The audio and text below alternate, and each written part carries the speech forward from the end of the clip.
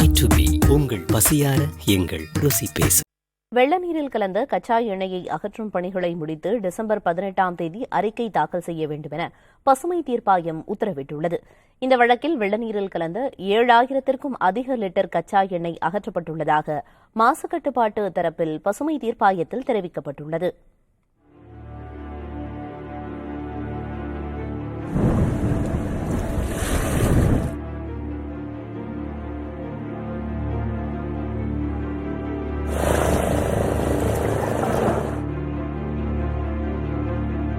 சென்னை எண்ணூர் பகுதியில் வெள்ள நீரில் கச்சா எண்ணெய் கலந்த விவகாரம் தொடர்பாக தென்மண்டல தேசிய பசுமை தீர்ப்பாயம் தாமாக முன்வந்து விசாரணைக்கு எடுத்த வழக்கு நீதித்துறை உறுப்பினர் நீதிபதி புஷ்பா சத்யநாராயணா மற்றும் நிபுணத்துவ உறுப்பினர் சத்யகோபால் அமர்வில் விசாரணைக்கு வந்தது.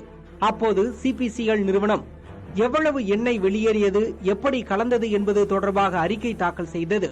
48,000 கன அடி தண்ணீர் மட்டும் வெளியேற்றப்பட்ட நிலையில் அதில் எண்ணெய் எவ்வளவு, தண்ணீர் எவ்வளவு என்ற விவரங்களை தாக்கல் செய்ய நீதிபதிகள் உத்தரவிட்டனர்.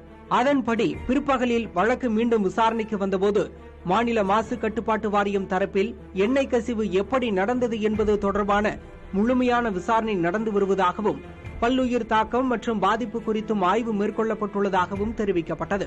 அறிவியல் ரீதியிலான தூய்மை பணிகள் தொடங்கப்பட்டுள்ளதாகவும் 625 மீட்டர் தூரத்திற்கு எண்ணெய் தடுப்பான்கள் அமைக்கப்பட்டுள்ளதாகவும் தெரிவிக்கப்பட்டது.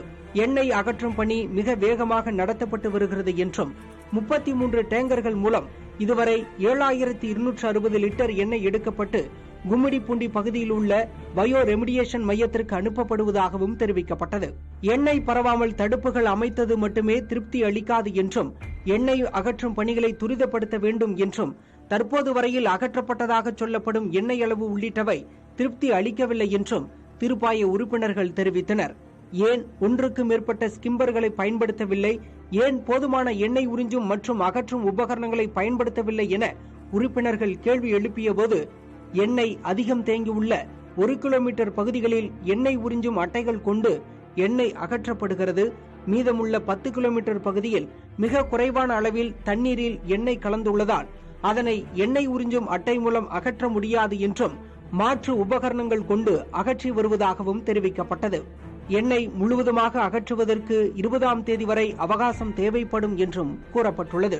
மீனவர்களை எண்ணெய் அள்ளுவதற்கு அழைக்கவில்லை, அவர்களே தாமாக முன்வந்து ஈடுபடுகின்றனர் என்றும் உபகரணங்கள் கொடுத்தாலும் மீனவர்கள் அதனை பயன்படுத்துவது இல்லை என்றும் போதுமான பாதுகாப்பு அம்சங்களுடன் தான் பணி நடைபெறுவதாகவும் எண்ணெய் நிறுவனங்கள் தரப்பில் தெரிவிக்கப்பட்டது.